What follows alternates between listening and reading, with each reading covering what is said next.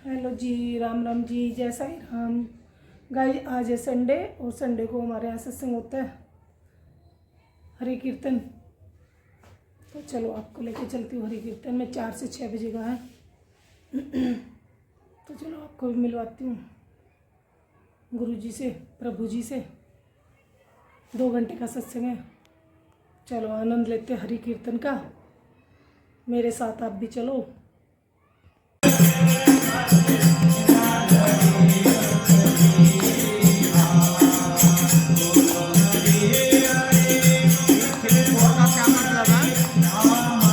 भाग ही ब्रह्मांड का कैसे है, ये भौतिक जगत है, नहीं तो बाकी सब कैसे हैं, आध्यात्मिक जगत। वहाँ पे जन्म मृत्यु जरा व्याधि नहीं रहता, वहाँ पे आनंद ही आनंद है। ये सब जो है जन्म मृत्यु जरा व्याधि जितने भी दोष हैं, ये सब कहाँ पे हैं, यहाँ पे पाए जाते हैं। तो ये इसीलिए भगवान ने इसको कहा है कि यहाँ पे ये जो भौतिक जगत है, इसको भगवान ने यहाँ पे जो जीव हैं, हम जो हैं यहाँ पे, हम कैसे हैं, बद्ध जीव हैं, मुक्त जीव नहीं है। मुक्त जीव कहाँ पे हैं, आध्यात्मिक जगत में। इसीलिए मुक्ति मुक्ति कहा जाता है। मुक्ति का क्या मतलब, छूट के भाग जाए।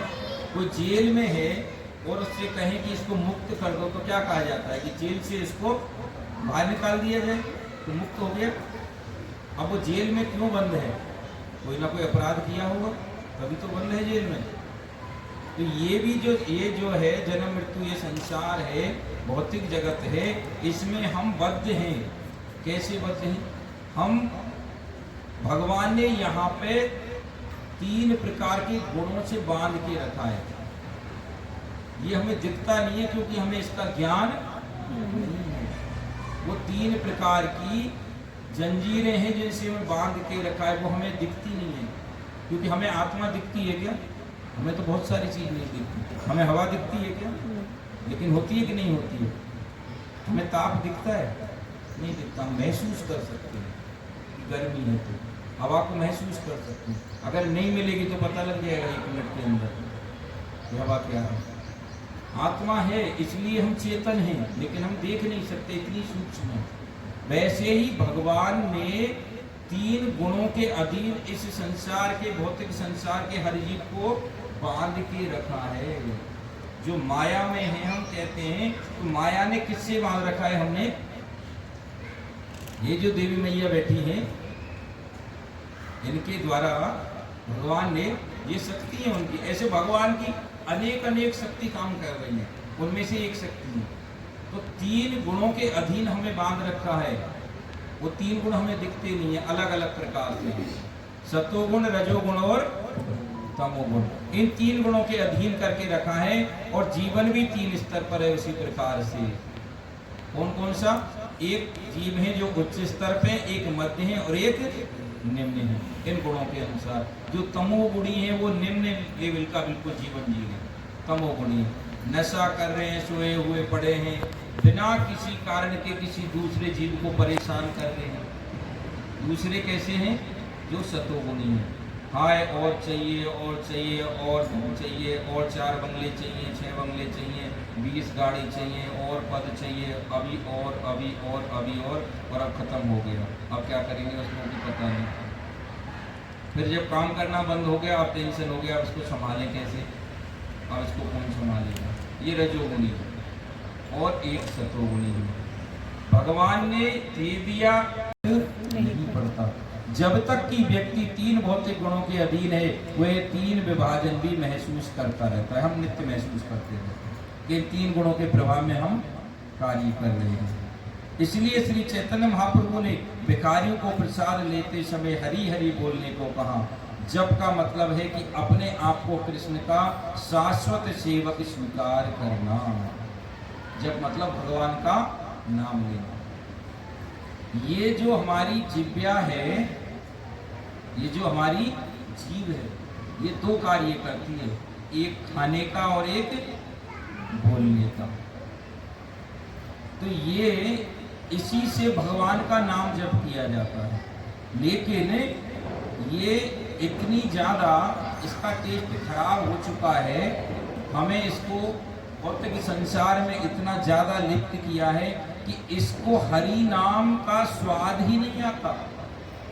हरि नाम इतना मीठा है, इतना पवित्र है, इतना अच्छा है कि बहुत आनंद देने वाला है, लेकिन इस जिह्वा को अनंत जन्मों से आदत नहीं है, इसलिए इसको ये सुहाता ही नहीं, कड़वा लगता है।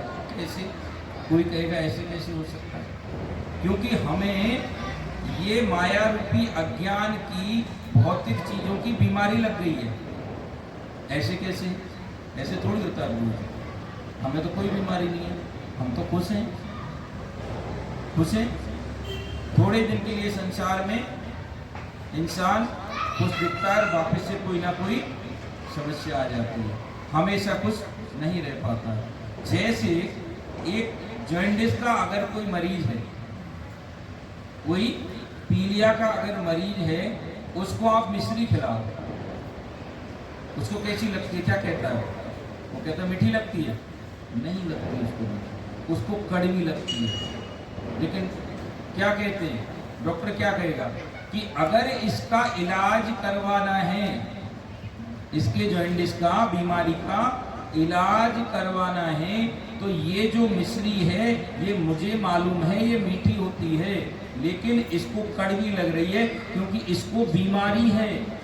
तो जैसे जॉन्डिस के बीमार व्यक्ति को मिश्री का स्वाद कड़वा लगता है, वैसे ही ये मायाग्रस्त हमारी जीभ को भगवान का पवित्र नाम, स्वादिष्ट आनंद देने वाला नाम भी कष्टदायी लगता है, और उस नाम का स्मरण वो हमें नहीं करने देती। लेकिन यदि उस मरीज का इलाज करना है तो हमें उसके अच्छे ना लगने पर भी उसको निरंतर उस मिश्री का सेवन कराना पड़ेगा, उसको करना पड़ेगा, चाहे अच्छा लगे या नहीं लगे। धीरे धीरे जब वो लगातार उस मिश्री का आस्वादन करता जाएगा, तो धीरे धीरे वही कड़वी लगने वाली मिश्री उसको मीठी लगने लगेगी, क्योंकि उसकी बीमारी कम होती जाएगी और उसका असली स्वाद उसको। उसी प्रकार अगर हम चाहे अच्छा लगे या ना लगे, अगर भगवान के पवित्र नाम का हम जप करते जाएं, तो एक दिन ऐसा आएगा निश्चित रूप से हमें जो भगवान के नाम का वास्तविक जो आनंद आता है, उसमें जो मिलता है, वो जिह्वा अपने आप उसका नाम सुमिरन करने लगेगी। कैसे? हरे कृष्णा कृष्णा कृष्णा हरे हरे, हरे राम राम राम हरे हरे। लेकिन ये किसको करना पड़ेगा? जो ये स्वीकार करे मुझे ये बीमारी है और मुझे इसका इलाज करना है, तो करना तो स्वयं ही पड़ेगा। इससे काम नहीं चलेगा। कोई बता दे कि आपको बीमारी है और ये मिश्री आपको खानी है, कि हाँ जी मुझे बीमारी है, ये मिश्री है, ये मैंने ले ली, इसको ले जाके घर पे रख दूंगा, खाने की इच्छा नहीं है, ठीक हो जाएगा? नहीं होगा। तो खानी क्या पड़ेगी? स्वयं खानी पड़ेगी। इस जगत में हर व्यक्ति माया के अधीन पीड़ित है। हम नहीं कह रहे भगवान का नाम लेने से, भगवान के नाम से पवित्र हो जाते हैं, दुखों से मुक्ति होती है। ये सुनना है और सुनाना है। जब ऐसा करना शुरू करेंगे, ये सर्वोत्तम शिक्षा है। इसलिए श्री चैतन्य महाप्रभु ने दिव्य आध्यात्मिक स्तर पर लाने के लिए ही भिखारियों को हरे कृष्ण महामंत्र जपने के लिए कहा। देखिए इसका कारण समझ। हम किसी को सेवा करना चाहते हैं, किसी की हेल्प करना चाहते हैं, बहुत सारे बात चलते हैं, परोपकारवाद, ऐसे बहुत सारे वाद हैं, राष्ट्रवाद, समाजवाद, उन सब में कुछ ना कुछ सेवा की जा रही है। सेवा ही की जा रही है कि नहीं? किसी की सेवा करने के लिए हम बहुत प्रकार से जीवों की सेवा कर सकते हैं। किसी ने किसी योग्य योग यज्ञा स्थिरता परे स्वाध्याय ज्ञान यज्ञ यतया ससीता व्रता। कठोर व्रत अंगीकार करके कुछ लोग संपत्ति का त्याग करके, कुछ कठिन तपस्या द्वारा, कुछ अष्टांग योग पद्धति के अभ्यास के द्वारा अथवा दिव्य ज्ञान में उन्नति करने के लिए वेदों के अध्ययन का द्वारा प्रबुद्ध बनते हैं। ये देखिए उपाय बता रहे। अध्यात्म अभी हमने समझा वो क्यों करना जरूरी है कि इससे छूटना है तो हमें प्रयास करना होगा।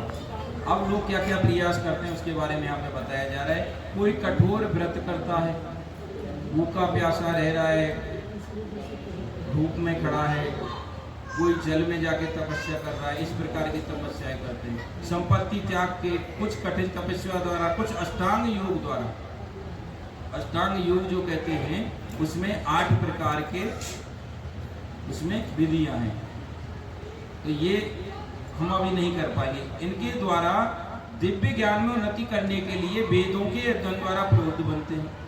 क्या करना चाह रहे? दिव्य ज्ञान प्राप्त करना चाह रहे हैं, आध्यात्मिक ज्ञान के लिए सारी क्रियाएं वो करते हैं। कुछ वेदों के अध्ययन में लगे हैं, शास्त्रों के में दिन रात अध्ययन करते जा रहे हैं, अध्ययन ही करने में लगे हुए हैं। लेकिन क्या होता है आगे हम पढ़ते हैं, देखिए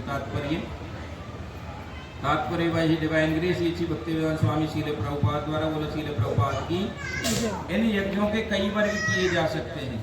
यज्ञ की बात हो रही है। ये जितने प्रकार की भी विधियां हैं ये सब क्या माने जाते हैं? ये यज्ञ है। सिर्फ द्रव्य यज्ञ नहीं होता है, द्रव्य यज्ञ एक प्रकार का यज्ञ है, बाकी ये जितने भी हैं सब क्या हैं?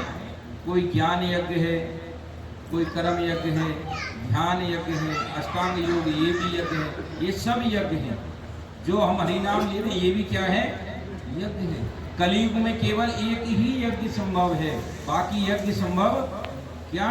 कलयुग केवल नाम है हरा, हरे नाम हरे नाम केवलम, ये यज्ञ है कलयुग के लिए। इसको का बताया गया शास्त्रों में। इन यज्ञों के कई वर्ग किए जा सकते हैं। बहुत से लोग विविध प्रकार के दान पुण्य द्वारा अपनी संपत्ति का यजन करते हैं। भारत में धनाढ़ व्यापारी या राजवंशी अनेक प्रकार की धर्मार्थ संस्थाएं खोल देते हैं, यथा धर्मशाला खोल दी, अन्य क्षेत्र दे दिया, अतिथिशाला बनवा दिया, अनाथालय, विद्यापीठ। अन्य देशों में भी अनेक अस्पताल, बूढ़ों के लिए आश्रम, गरीबों के भोजन, शिक्षा, चिकित्सा की सुविधाएं प्रदान करने के दातव्य स्थान है। ये सब दान कर्म द्रव्य में यज्ञ हैं। ये यज्ञ तो है लेकिन ये दान के द्रव्य में यज्ञ है। आगे बताएंगे इनसे क्या होगा। अन्य लोग जीवन में उन्नति करने अथवा उच्च लोकों में जाने के लिए चंद्रायन तथा चातुर्मास जैसे विविध तप करते हैं।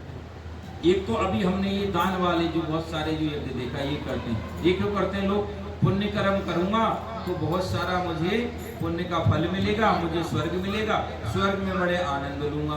और जब क्या होगा? क्षीणे पुण्य मृत्युलोकम विशंति, जब पुण्य समाप्त हो जाएंगे तो वापस से मृत्युलोक में यहीं पे भेज दिया जाऊंगा। तो ये तो परमानेंट इलाज नहीं हुआ। पुण्य कर्म किए, उनका फल मिल गया, कुछ सालों के लिए स्वर्ग में सुख होगा और वापस से फिर यहीं पे कष्ट भोगने के लिए आ गए। कुछ लोग क्या करते हैं? चंद्र लोक पे जाना है, सूर्य लोक पे जाना है, उस लोगों के लिए शास्त्रों में बताए अनुसार से विभिन्न प्रकार के यज्ञ विधि विधान से करते हैं। कुछ चतुर्मास करते हैं। इन विधियों के अंतर्गत कतिपय कठोर नियमों के अधीन कठिन व्रत करने होते हैं। उदाहरण के लिए चतुर्मास का व्रत रखने वाला वर्ग 4 मासों जुलाई से लेकर अक्टूबर तक बाल नहीं कटाता, ना ही कतिपय खाद्य वस्तुएं खाता है और ना दिन में 2 बार खाता है, ना निवास स्थान छोड़कर कहीं जाता है। चतुर्मास जो करते हैं उनको मालूम होगा कितनी कठोर तपस्या उसमें लेते हैं। जीवन के सुखों का ऐसा त्याग तपों में यज्ञ कहलाता है। पहले वाला तो कैसा था? द्रव्य में यज्ञ था, जिसमें हमने कोई पैसा वस्तु हमने दान में दे दी, उस प्रकार से यज्ञ किया। इसमें हमने अपने शरीर से त्याग किया, शरीर को तपस्या की इससे शरीर से। तो ये कैसा यज्ञ हो गया? ये तपों में यज्ञ हो गया, हम तप कर रहे हैं। कुछ लोग ऐसे भी हैं जो अनेक योग पद्धतियों का अनुसरण करते हैं तथा पतंजलि पद्धति ब्रह्म में तदाकार होने के लिए अथवा हठ योग, अष्टांग योग, विषय की स्थितियों सिद्धियों के लिए कुछ लोग समस्त तीर्थ स्थानों की यात्रा करते हैं। कुछ लोग ऐसे हैं कि अष्टांग योग, यम नियम प्राणायाम ध्यान धारणा आसन और समाधि, हमसे यम नियम ही नहीं होगा, समाधि तो बहुत लास्ट की बात है, ध्यान की। लेकिन ऐसा चल रहा है, बहुत सारे ऐसे मिलेंगे कि आ जाओ मेरे पास, मैं तुरंत आपको ध्यान लगवा दूंगा। अरे ध्यान तो लास्ट की बात है, उससे पहले जो 6 प्रोसेस हैं मैं वो कर पाऊंगा क्या? मुझे यम नियम तो आता ही नहीं है। यम मतलब इन चीजों को करना है, इन चीजों को नहीं करना है, यम नियम ये है। कौन सी चीजें करनी है, कौन सी चीजें नहीं करनी है। जो इंद्रियों को विचलित ना करे वो करना है। जो जो चीज भौतिक संसार की हमारी इन इंद्रियों को विचलित करती हैं, भटकाती हैं, उसको त्यागना है। ये नियम पालन करना है। हम कर पाते हैं? कृष्णा हरे हरे, हरे राम राम राम हरे हरे। कुछ प्रश्न हैं अभी हमने जो चर्चा की उसके ऊपर। ऐसे विभिन्न प्रकार के यज्ञों के नाम बताएं जिससे लोग अपने को ऊंचा उठाने के लिए करते हैं। तो अभी हमने समझा अपने को ऊंचा उठाने के लिए बहुत सारे यज्ञ जो हमने समझे अभी। दान करते हैं, द्रव्य में यज्ञ हो गए, तप करते हैं, तपस्या यज्ञ हो गया, मतलब अध्ययन करते हैं, स्वाध्याय यज्ञ हो गया। जैसे अभी ये शास्त्र लिया है, वो शास्त्र लिया है, उसका ये पढ़ लेंगे, वो पढ़ लेंगे। इस प्रकार से अनेक प्रकार से प्रयास करते हैं। तो ये सारे के सारे क्या है? अपने आप को ऊंचा उठाने के लिए हैं। लेकिन ये परम नहीं है, ये सर्वोच्च नहीं है। इससे सर्वोच्च सिद्धि की प्राप्ति नहीं हो सकती है। आगे हम समझते हैं। प्रत्येक यज्ञ के बारे में विस्तार से बताएं और उस यज्ञ के करने वाले को क्या लाभ मिलता है। अभी हमने उस चीजों को भी समझा कि बाकी जितने भी यज्ञ हैं, द्रव्य में यज्ञ की जैसी बात की हमने, अनेक प्रकार के दान दिए किसी भी प्रकार के, तो उसके बदले में हमारी जो इच्छा है उससे संबंधित कोई वस्तु हमें भगवान दे देंगे। तो ये क्या हो गया? ये व्यापार हो गया, आदान प्रदान। ये माना तो भगवान हमारा ये काम कर दो, तो वो काम अब भगवान आपको भूल जाएंगे। भगवान ने आपको जो मांगा वो दे दिया, उसके लिए आपने निस्वार्थ सेवा करना कुछ ही दान दिया था, सर्वधर्म है। कुछ यज्ञ किया था, कुछ निस्वार्थ व्रत सेवा रखा करो, था। भगवान को सिमरन करो, नाम संकीर्तन करो, तब कल्याण होगा हमारा, लालच में नहीं होगा। और कोई बताना चाहेगा क्या क्या करते हैं? सबको समझ में आ रहा है? तो इनको सबको हम क्या कहते हैं कि इस तरह के जो यज्ञ हैं उनसे हमें सब भौतिक लाभ मिलता है। क्या मिलेगा? भौतिक लाभ मिलेगा, आध्यात्मिक लाभ। क्योंकि उसका अगर उद्देश्य उसको करने का निष्काम भाव से नहीं है तो हमें उसका भौतिक लाभ मिलेगा, आध्यात्मिक लाभ नहीं मिलेगा। उपर्युक्त सभी यज्ञों में क्या समानता है? कृष्ण भावनामृत इनसे किस प्रकार पृथक है? अब ये समझ कि ये जितने प्रकार के हमने द्रव्य यज्ञ हो गया, बाकी जो यज्ञ हो गए, ये सारे की सारे जो हमने समझे, इनमें और बाकी जो कृष्ण भावनामृत यज्ञ है इसमें क्या फर्क है दोनों? इसको करने से क्या मिलेगा?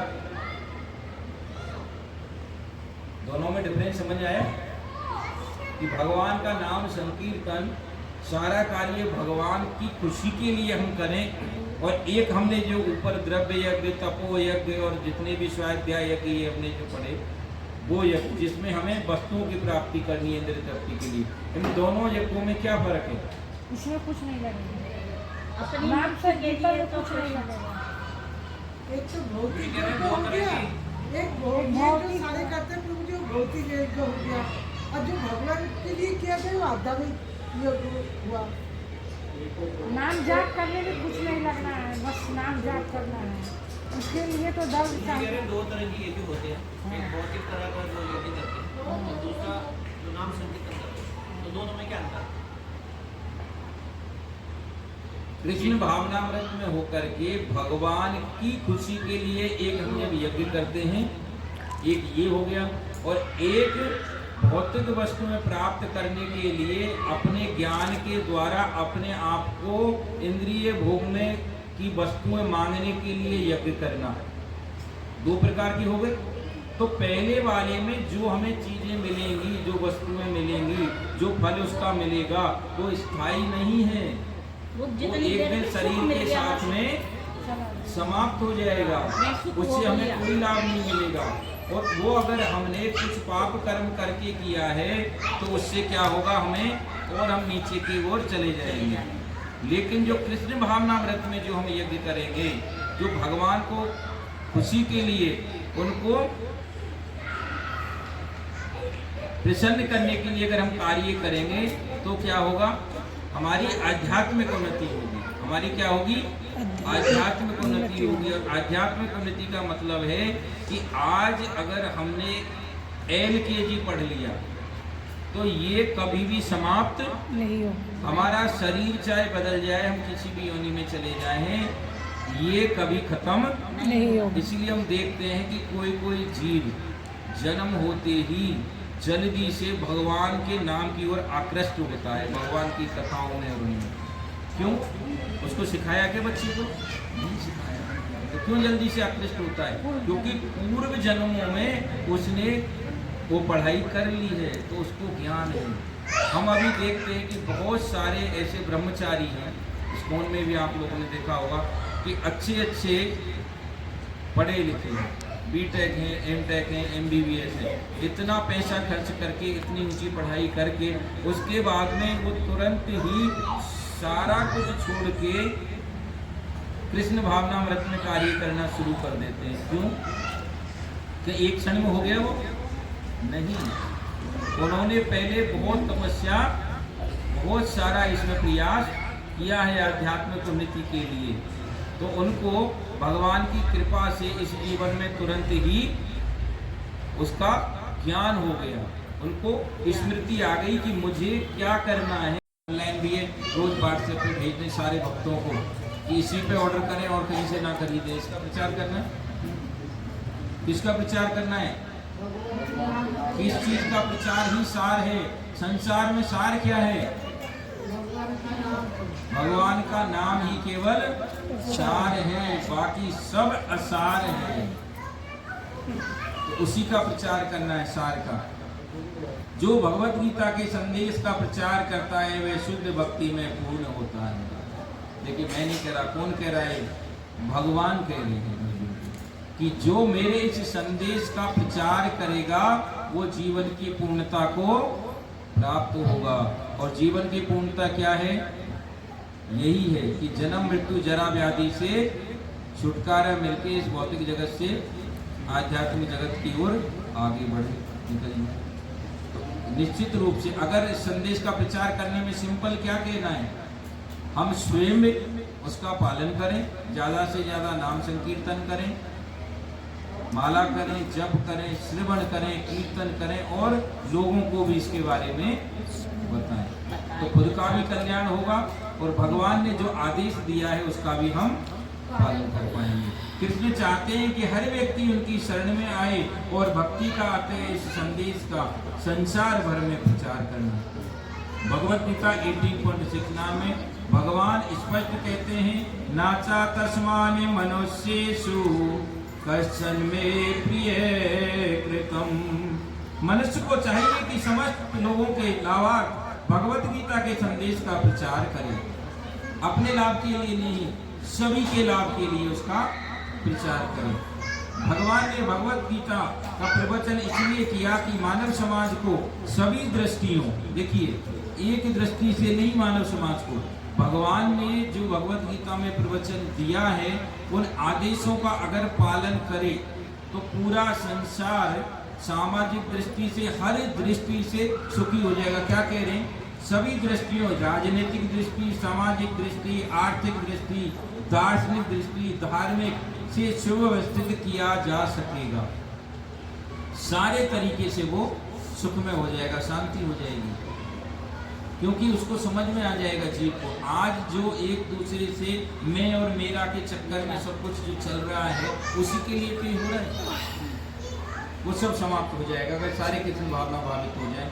मानव समाज को चाहे किसी भी दृष्टि कोण से देखें, मानव समाज की कृष्ण भावनामत आंदोलन से सुधारा जा सकता है। इसलिए जो व्यक्ति ब्रह्मांड में समस्त भक्ति जीवों के अलावा इस कृष्ण भावनामृत दर्शन का प्रचार करता है वह शुद्ध भक्ति में पूर्ण है, तो वही शुद्ध भक्त माना जाता है। वास्तव में भक्ति वही कर रहा है जो भगवान के नाम का प्रचार प्रसार कर रहा है बिना किसी इसके भौतिक लाभ के लिए कामना करते हुए, निस्वार्थ भाव से जो कार्य करते हैं, तो खुद का भी उससे कल्याण होगा और पूरे समाज का, पूरे संसार का भी उससे कल्याण होगा। तो हमें क्या करना है? सबसे पहले शुरुआत करने के लिए क्या बताया?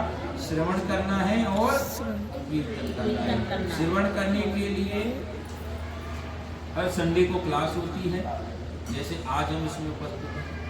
बीच बीच में बहुत सारे फंक्शन होते हैं, उसमें भी अलग अलग यात्राएं जाती रहती हैं। यात्राएं करना भी उसमें जब तक उसका महत्व नहीं पता है कि किस तरीके से करना है, हम अगर चेतना उस तरह की नहीं है तो उस यात्रा का कोई फल उस पर निर्भर करता है हम कैसी चेतना में वो कार्य कर रहे हैं। तो वो तब आएगा जब हमें उसकी समझ हो, पहले ज्ञान हो, बताया जाए। तो हमें आज हमने समझा क्या कि एकमात्र उपाय क्या है, हरि नाम का श्रवण कीर्तन करना। तो हमें क्या करना है, कम से कम जितना समय मिले, जब भी मिले, भगवान के पवित्र नाम का जप करना है, और जहाँ भी मौका मिले शुद्ध कथा को सुनना है, श्रवण करना है उसका, और श्रवण करके प्रयास करना है कि उसमें से जो भी थोड़ा समझ में आए उसको करने का एफर्ट करना है खुद से, केवल सुनने से नहीं होगा। हरि नाम का कीर्तन करने से उससे शुद्धिकरण होता रहेगा, लेकिन बाकी जो कार्य करने के लिए भगवान के जो आदेश हैं उनको हमें स्वयं पालन करना होगा। जैसे हमने एग्जाम्पल लिया कि पीलिया के रोगी को मिश्री स्वयं खानी होगी, स्वयं खाएगा तभी उसकी बीमारी दूर होगी। तो आज की क्लास को हम यहीं पे विराम देते हैं। हरे कृष्णा कृष्णा कृष्णा हरे हरे, हरे राम राम राम हरे हरे। इसे नर सिंहाया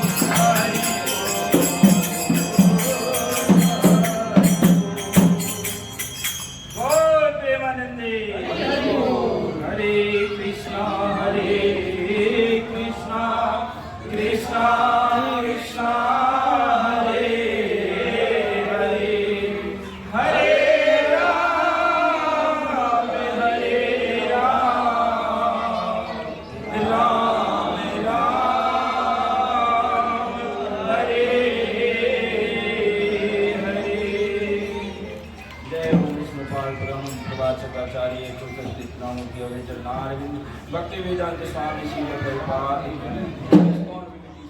आचार्य श्री भक्तिवेदांत स्वामी श्री प्रभुपाद जय ओम विष्णुपाद ब्रह्म प्रभुराचार्य की भक्ति सिद्धांत सरस्वती ठाकुर श्री प्रभुपाद अनंत कोटि वैष्णव वृंद की रामाचार्य श्री हरदास ठाकुर की प्रेम से कहो जय श्री कृष्ण चैतन्य प्रभु नित्यानंद श्री अद्वैत गदाधर श्रीवासादि गौर भक्त